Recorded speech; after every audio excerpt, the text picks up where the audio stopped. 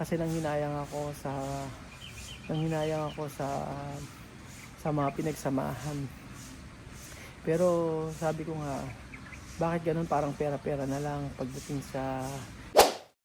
Ang ganda ng panahon mga amigo, kita nyo po, hindi siya maaraw, hindi siya umuulan. Magandang araw po mga kababayan ko for today's video, sana mawala na ang bagyo.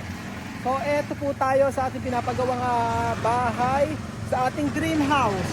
At sabi ko nga po sa inyo, patapos na siya, kaya eto, gumagawa na naman tayo ng panibagong trabaho.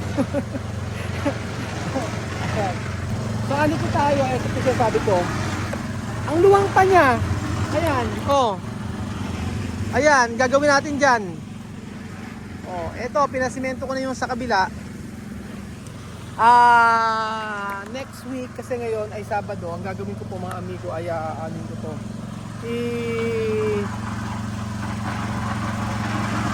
Papatambakan ko to kahit mga 5 tambak lang siguro. 5 tambak o para po maayos na to. Malinis. Oh, malinis tapos lalagyan ko ng halaman actually, yan. So eto, sure na po yan hanggang next week lang ang trabaho. After nyan, ayaw wala nang gagawin mga amigo. So eto, ang kulang na lang yung mga cabinet sa kayong cortina, yun lang po.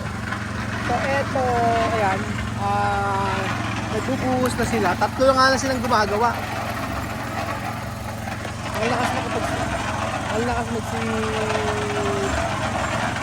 magtrabaho. Mga to. 3 lang sila.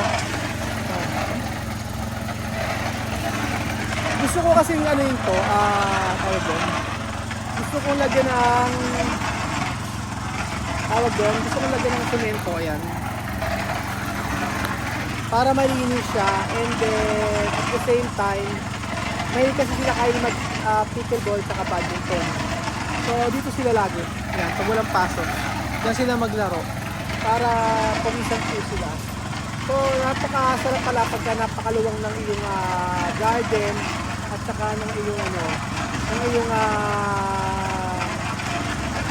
bakuran. So ano po si Ate Billy at saka si Ate Janet na kung saan nagtatapo ng basura. Papaayos lang natin yun. Ayan. Medyo makalat pa dito. Sabi ko nga sa inyo, for the meantime, ganyan muna siya. Kasi semento ko siya. Ngayon kapag nagkaroon tayo ng matinding budget, papalagyan natin ito ng ano. Ang plano ko dito, alam nyo kung ano, eto. Lalagyan ko ng room dito. Room siya na mahaba. Ayan, may room siya. For example, 3 room dito. Tapos may nakaangat na parang nakaangat yung ano niya, yung may open space siya na mahaba na pwedeng lagyan ng mga lamesa, ganun. Tapos lagyan may kitchen. Tapos lalagyan ko ng swimming pool dito mga amigo. Yes po. Maglalagay ako ng swimming pool para at least hindi na tayo pupunta sa Meresort kasi sa usap negosyo yun ito sa sarili. Pero hindi pa naman siya sa ngayon. So ano muna tayo, iipon para po dito kasi mahirap na po na i-area ng i-area.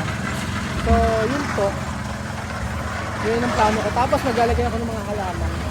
So for the meantime, ang plano ko ay gawin muna tong garden.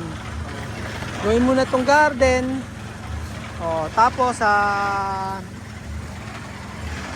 lalagyan ko ng frog grass o bermuda. Frog grass yata ang nabid ni Quebec din. Yung mga buto-buto. Isasaboy lang namin. So para siya sa lahat. Para maganda. Imagine niyo may mga bermuda dyan. Tapos may mga halaman dito. So pwede rin siya maging garden. At the same time ayan. So very busy ang lahat sa kanilang ginagawa.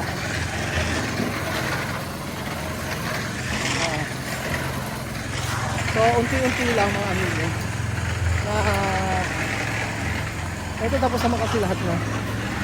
Almost 1 week lang 1 week nilang ilan yan. 1 week nilang tinira. Yun po mga amigo. And then, pagkayari po, ay linis-linis lang ulit tayo. So, ayan. Marami pa tayong gagawin. Maglilinis. Okay na ba kayo? Bakit? Hindi pa kayo ready doon? Hindi pa. O sige, yariin nyo lang yun. Huwag kayo mag-alala, magpapapansit ako. Magpapapansit. Totoo lang. Totoo lang, pansit, magpapapansit mamaya. So, ayan mga amigo.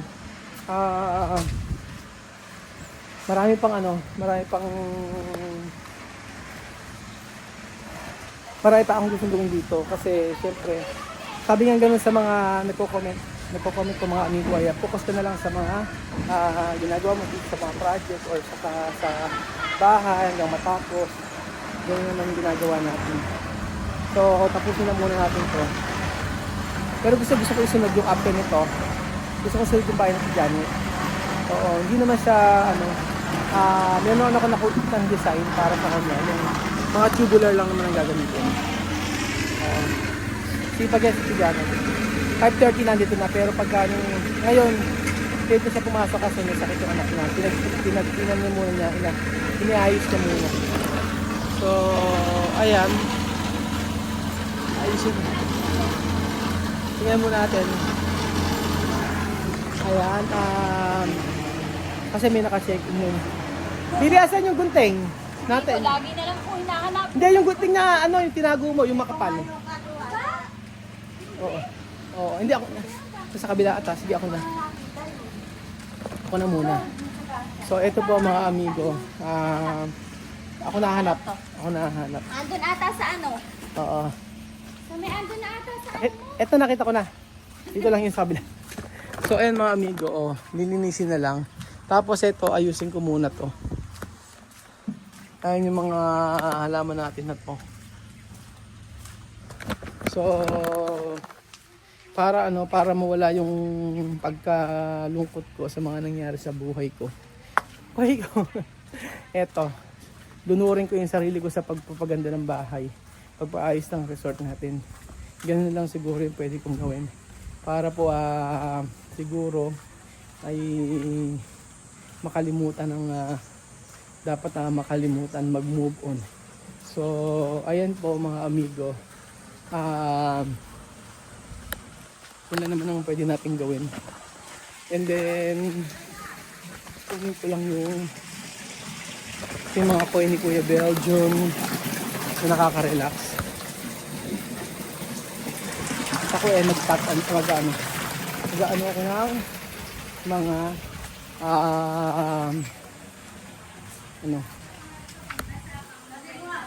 so nagbablog ako. Ano kailangan? Sige, ano yun? Ano gagawin? Lilinisin? Ano? Saan? street light. Asan ba? Mamaya kay mo. Meron pa silang ginagawa eh. Ay, dito gupitin mo kaya, Ere. Saan ba? Yung makaba. Saan ba? Dala mo yung ganun. Ito. Alam? Kung hawak ka na. So, ayun po. Salita ka. Ayun po si Tito. Inutusan ako. Inutusan ko din siya.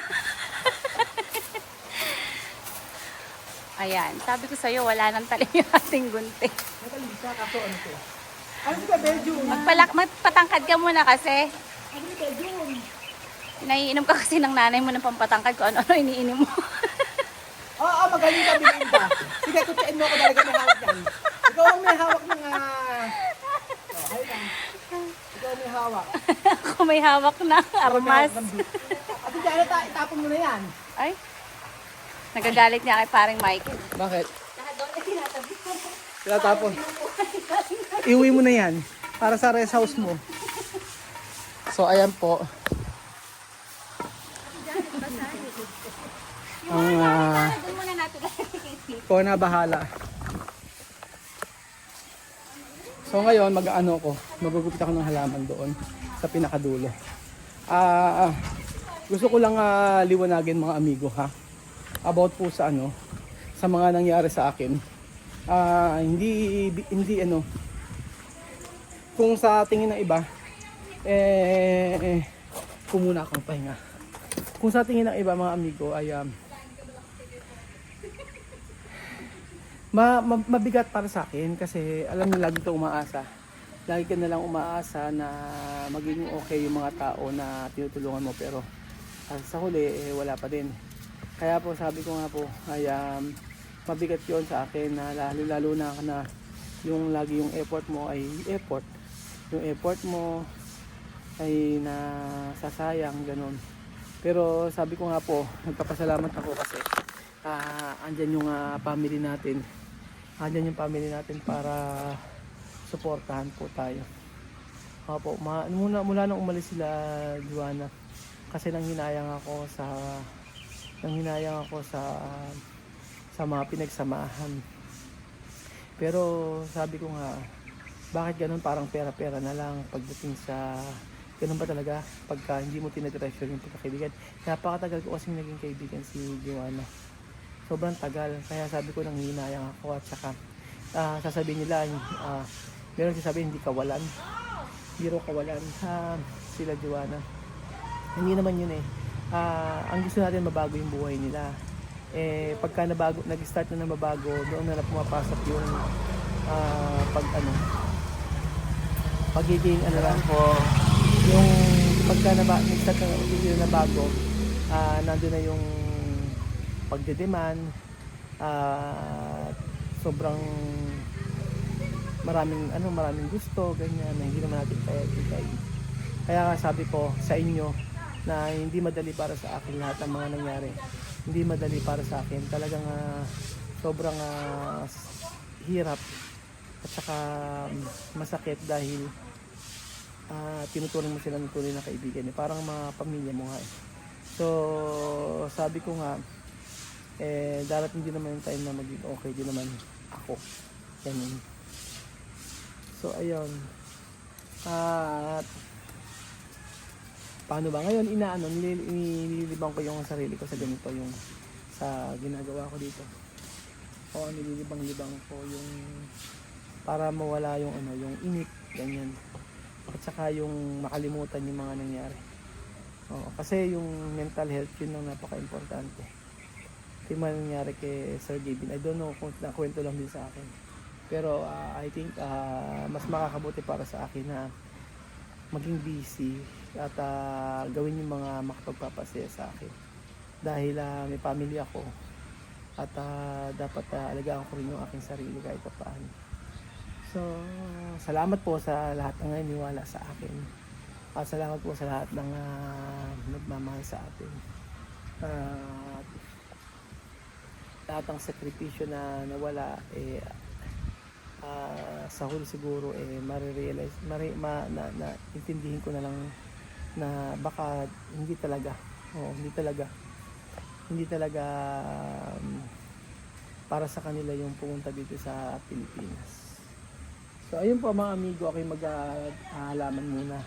Maggugpit muna ako ng halaman natin. So thank you so much po mga amigo at God bless po.